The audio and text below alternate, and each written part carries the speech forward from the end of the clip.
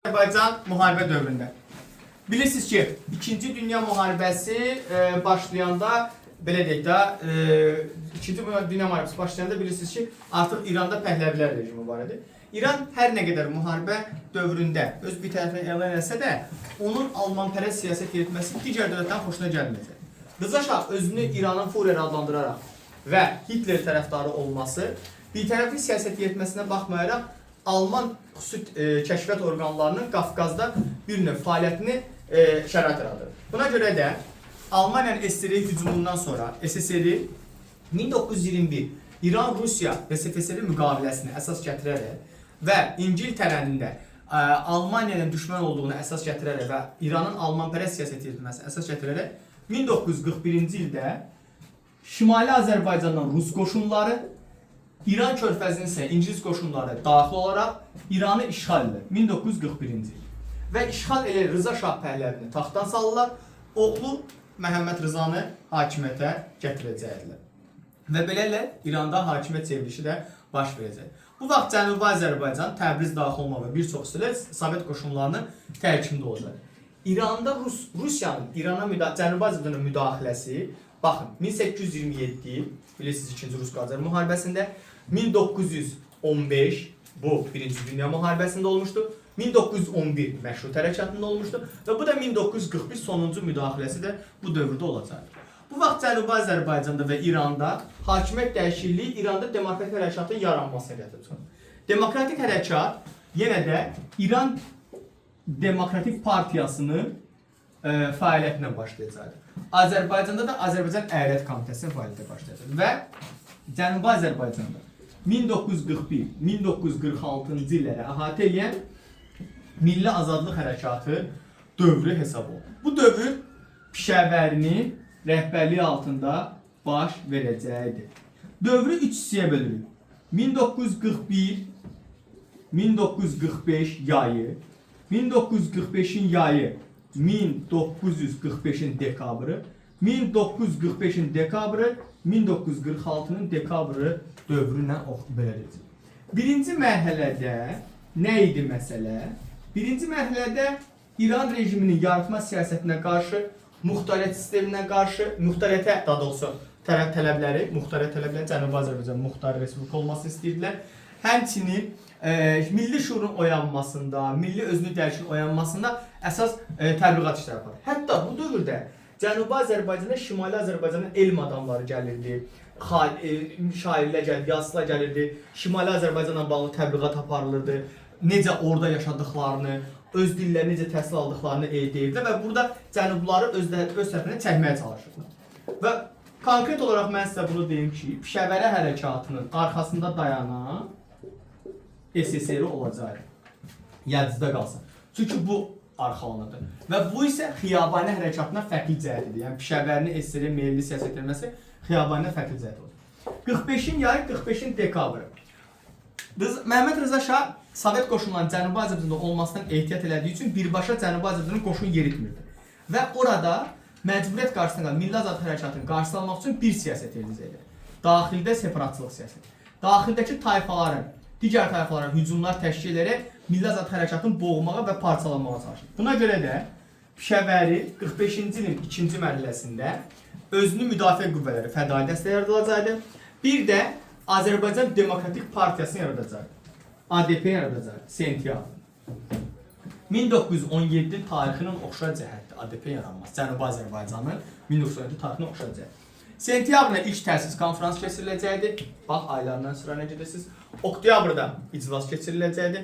Noyabrda Xalq Konqresi keçiriləcək və Xalq Konqresi dekabrda özünün Müəssisələr Məclisi elan edəcəkdir və əncümənlərə seçkilər keçiriləcək. 45-in dekabrında. Bununla da 3-cü mərhələ dediyimiz 21 Azər Hərəkatı adlanan hökumət qurulacaq. Hökumət qurulacaq. Və bu hökumətin rəhbəri Pişəvəri olacaq. Və beləliklə 45-in dekabrının, 46-nın dekabrını əhatə edəcək 3-cü mərhələ olacaq. Və bu 3-cü mərhələdə milli hökumət bir çox sahədə islahatlar keçirəcək. 45-in dekabrını yazda saxlanan müəssisələr seçkilər keçirilir. Bir də əncümənlərə seçkilər keçirilir. Əncümənlərə seçkilər keçirilməsi 45-i 1900 belə deyək də 6 dekabrdan oxşar cəhət götürürsünüz. məşrutə hərəkatı ilə oxşayacaq götürürsünüz. Ən cümlədə. İndi gələk. Baxın, dövlət, bax 2 dənə yazıram. Dövlət və mədəni islahat dediyimiz kateqoriyalara bölürsünüz. Dil haqqında qanun. Dil haqqında qanun.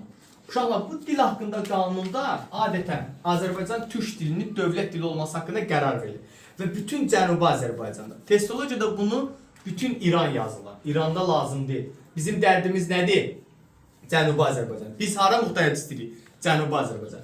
Dil haqqında qanun verilir. Bu həm dövlət tədbiri, həm mədəni tədbirdir.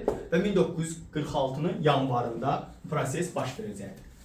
Yanvar ayında. Sonra, əmək haqqında qanun. Aqrar islahat. Bunlar fevral və may ayında qərar verilir.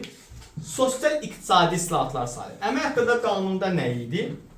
Fabrik zavodlarda nəzarət şöbələri yaradılacaqdı. Fəhlələrin iş şəraitini yaxşılaşdırması, iş imkanlarının normallaşdırması və iş saatlarının normallaşdırması haqqında. Hətta burada Nəzarət Şurasının səlahiyyət verilmiş ki, fabrik zavodları rəhbərləri fəhlələri birdən-birə işdən çıxada bilməz, qəti qadağandır. Aqrar islahatı isə Pişəvəri hərəkatı dövründə ona qarşı mübarizə aparanların torpaqları müsadirə olunur, varların torpaqları müsadirə olunur, dövlət torpaqları ilə bərabər kəndlərə paylanır. Bu ikisi sosial-iqtisadi tədbir sayılacaq, yadınızda saxlayın. 1946-cı ilin iyununda isə Təbriz Universiteti yaradılacaqdı. Bu da mədəni tədbir sayılacaqdı. Təbriz Universiteti mədəni tədbirdir. Bu Azərbaycanın, Şimali Azərbaycanın daha doğrusu 1919 noyabrına gələcək dəstəmizə keçəcək AXC dövründədir. Noyabrındandır. 1919 noyabrındadır. Və həmçinin lap belə dərinliyə gediriksə, yəni burada AXC-ni yazıram.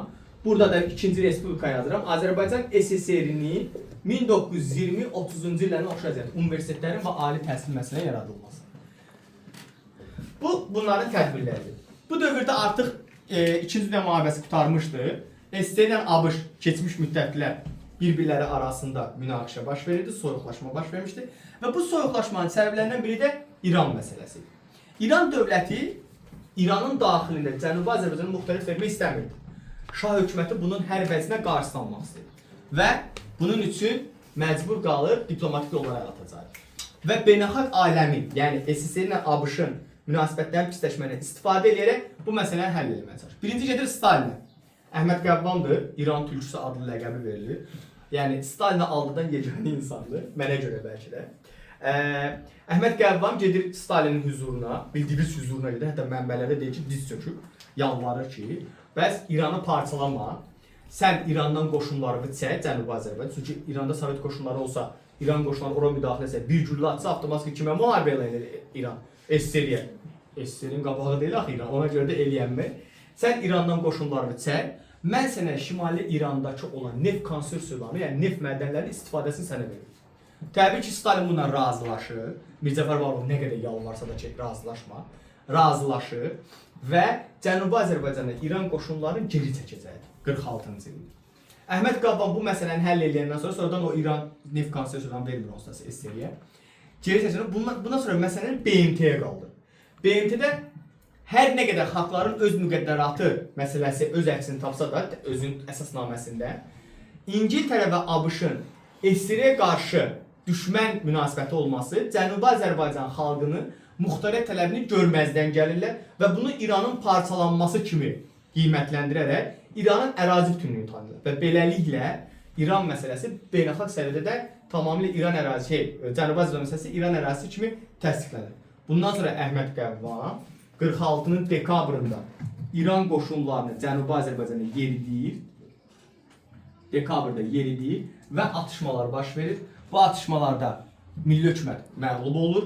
Pişəvərini SSR-yə, yəni Şimali Azərbaycana gətirdilər, yəni təcrid qaçırdılar və 46 dekabrda milli hökumət süqut edəcəkdir. Pişəvəri isə 1947-ci ildə Şimali Azərbaycanda müəmmalı avtomobil qəzasında vəfat edəcək. İranda demokratik hərəkatın baş verməsi. Ümumiyyətlə, qulaq asın. Xiyabani hərəkatı ilə Pişəvəri hərəkatının ən böyük ortaqlığı muxtariyyət tələb eləməsidir. Bu öz yerindədir. İranda hakimiyyətə qarşı mübarizəni ümumi Cənubi Azərbaycanda keçdiyimiz bütün üsyanları verirsiniz.